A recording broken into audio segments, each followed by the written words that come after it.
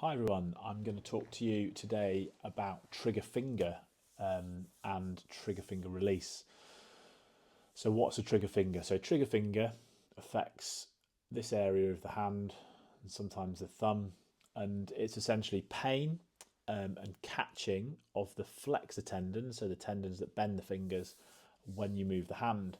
When it starts, it can just simply be some pain and discomfort at the base of the fingers here, and then eventually you notice that the tendon is locking down as you straighten out, and it's more commonly in the morning, and sometimes even you can't straighten it yourself and you have to pull it with a painful click at the base of the finger.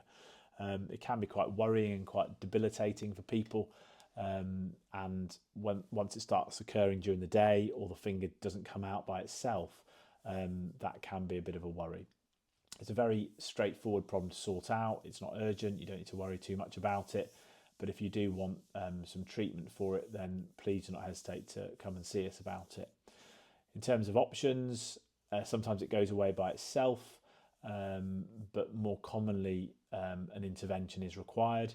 And the first thing that we might consider doing is a steroid injection, particularly if it's related to inflammation, into the flexor tendon sheath that runs here, and it reduces the inflammation and allows that tendon to glide more freely through the pulley in which it's getting caught.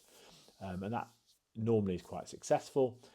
In addition, we can do a small ultrasound guided procedure in clinic where we use a very small knife that goes through a tiny little incision in the palm or just up here on the finger, and we can release the pulley with a tiny little stab incision in the palm or the finger.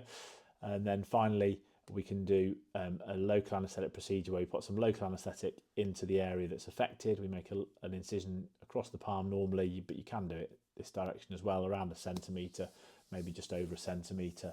And we find the pulley that's constricting the tendon, we release that, and then almost immediately your trigger finger goes.